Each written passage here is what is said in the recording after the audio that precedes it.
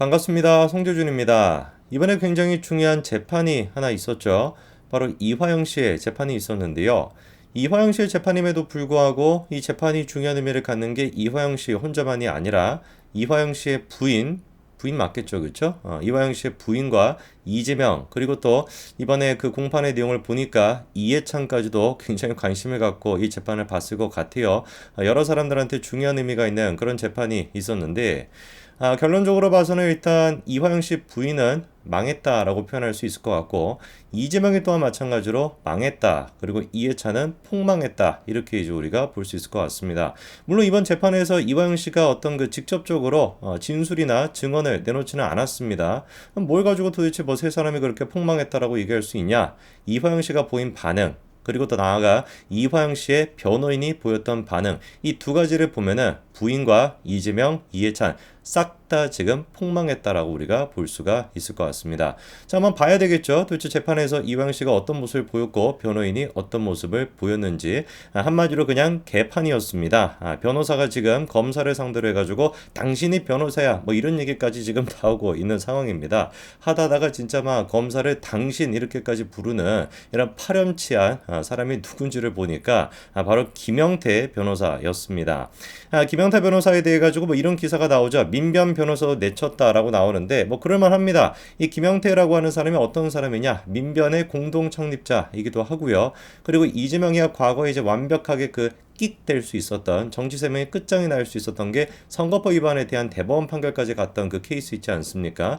그때도 마찬가지로 변호를 맡았던 사람이 김영태 변호사였습니다. 그런데 이제 그 덕수의 김영태 변호사 같은 경우는 지금까지 뭐 변호인은 맞기는 맞았습니다. 이화영 씨를 변호하고 있는 사람들이 공식적으로는 막 여러 사람이 있습니다만 실질적으로 이름만 올라가 있고 뭐 이화영 씨의 입장을 뭐 대변하거나 이화영 씨에 대해 가지고 뭐 케어를 하거나 이화영 씨는 뭐 계속해가지고 접견하거나 이런 게 거의 없었거든요. 그렇게 대표적으로 그냥 이름만 올라왔던 사람이 누구였던 거예요? 김영태 변호사였던 겁니다. 그래가지고 이제 그 이화영 씨한테도 재판부가 당연히 질문했겠죠. 근데 그거에 대해서 이화영 씨가 뭐라고 했냐? 덕수가 아니라 해경의 도움을 받아가지고 이번에는 재판을 그냥 안 하고 다음 기일에 재판을 진행하고 싶다 이렇게 재판부한테 입장을 밝힌 겁니다. 이거 자체가 일단 여러 가지 큰 의미가 있을 수가 있습니다.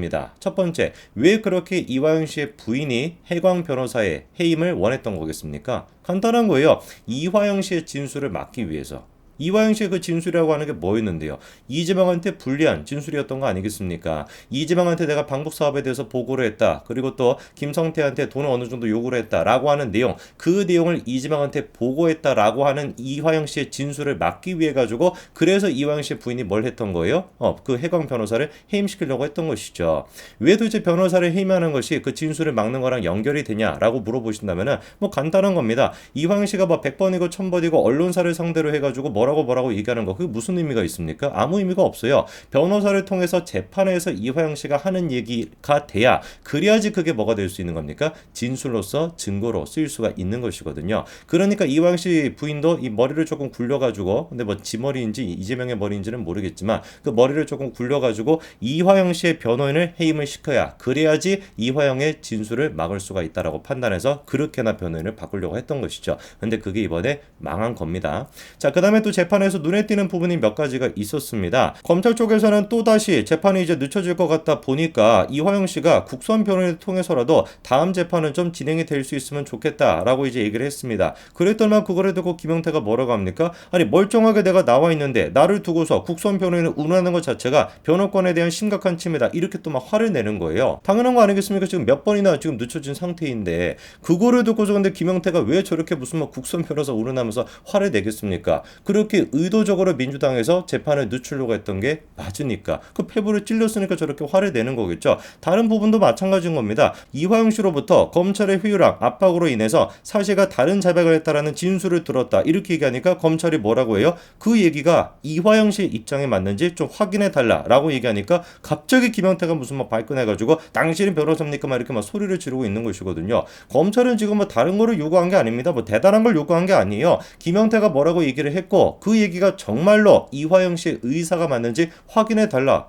의사가 맞는지 아닌지 확인하면 되는 것이지. 뭐 그게 막 화를 낼 일이겠습니까? 근데 그거를 듣고 김영태가 막 당신까지만 운운하면서 지금 뭐 화를 내고 있잖아요. 저게 또 보여주는 게 뭐겠다. 아, 김영태가 얘기했던 거. 이화영 씨가 무슨 뭐 검찰로부터 회유랑 압박을 받았다라고 하는 얘기가 누가 지어낸 가능성이 높다라는 거예요. 이재명 측에서. 그리고 김영태가 일방적으로 이화영 씨랑 상의하지 않고 이화영 씨의 입장을 듣지도 않고 지어냈을 가능성이 높다라는 거 오히려 반증해 준다라는 것이죠. 뭐 재판이 다 그런 식이었습니다. 검찰 측에서 아니 김영태가 진술 조서를 오로지 부인하겠다라고 하는 미션을 받고 온 게 아닌가라는 생각이 든다라고 하니까 갑자기 그냥 막 김영태가 또 막 발끈해가지고 재판장님 저렇게 막 검사가 미션 얘기를 하고 있는데 가만히 놔두실 수가 있는 거냐라고 막 화를 내죠. 그랬더니 재판장이 보였던 반응이 더 웃깁니다. 뭐라고 합니까? 오히려 변호사님이라고 하면서 큰 소리로 김영태를 제지를 하고 그 얘기를 듣고 막 김영태는 왜 자기한테 막 소리를 지르니까 40년 동안 이런 재판을 처음 본다면서 뭐 또 법정을 뭐 뛰쳐나갔다는 거예요. 한마디로 진짜 뭡니까? 개판이라는 것이죠. 김영태가 저렇게만 뛰쳐나가는데 개딸들을 아이고 변호사님 잘하고 있습니다. 또 막 환호성을 지르고 막 난리를 쳤다라고 하는데 이거는 그냥 딱 봤었을 때 뭐라고 그냥 정리가 되는 거예요. 그쵸? 김영태라고 하는 사람이 이화영을 변호하기 위해서 저 자리에 갔던 것이 아니라 철저히 개딸과 이재명을 위해서 저 자리에 갔다라는 거. 미션을 받았겠죠. 그 미션은 그냥 딱 한 가지밖에 없는 겁니다. 재판을 최대한 지연시켜라. 재판을 최대한 방해라. 이 미션을 받고서 간 거 아니겠습니까? 그러니까 뭐 미션을 받았다는 얘기를 듣고서만 저렇게나 그냥 막 발광을 하는 것이고 그리고 또 무슨 이제 이화영에 대해 가지고 의사를 조금 확인해 달라. 이화영이랑 진짜로 그 얘기가 맞는지 확인해 달라라는 얘기를 듣고 저렇게나 막 발악을 하는 거 아니겠습니까? 누가 보든지 간에 그러니까 김영태는 미션을 받고 왔다라는 것이죠. 자, 그러면 이제 우리가 추가적으로 좀 질문해 봐야 되는 것이 도대체 어떤 얘기를 이황희가 검찰 측에 했길래 김영태라고 하는 변호인까지 동원이 돼가지고 사실상 가짜 변호사까지 동원이 돼가지고 저렇게나 재판을 막으려고 했을까라고 하는 근본적인 질문을 우리가 해봐야 되는 거 아니겠습니까?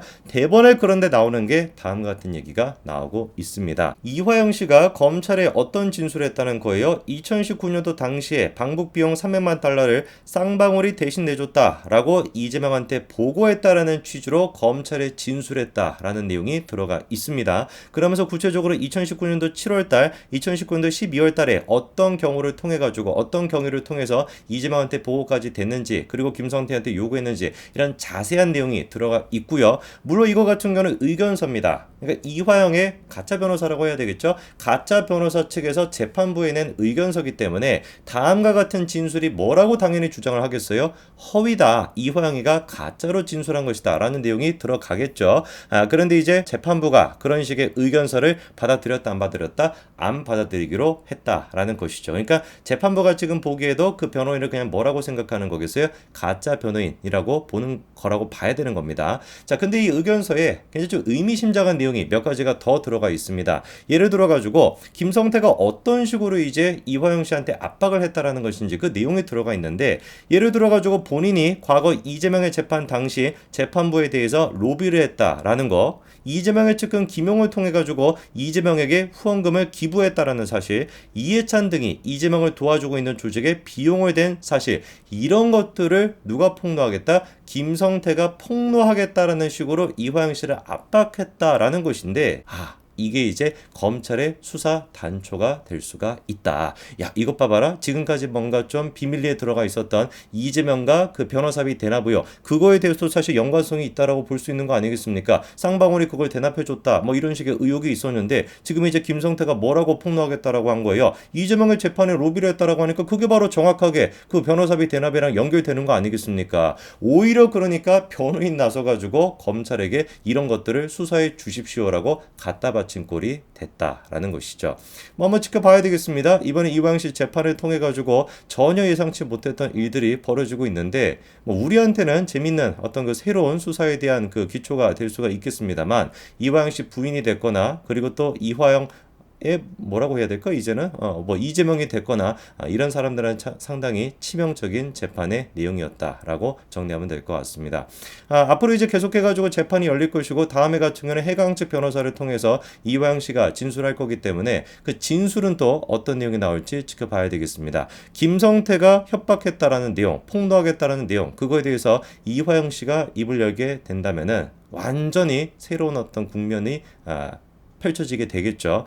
지금까지 논란이 됐던 변호사비 대납 의혹 그것도 터질 수가 있는 것이고 이해창까지도 얘기가 나올 수밖에 없을 것이고 정치자금법까지도 얘기가 나올 수밖에 없을 겁니다. 줄줄이 엮여가지고 터져 나오겠네요. 여기까지 말씀드리겠습니다. 감사합니다.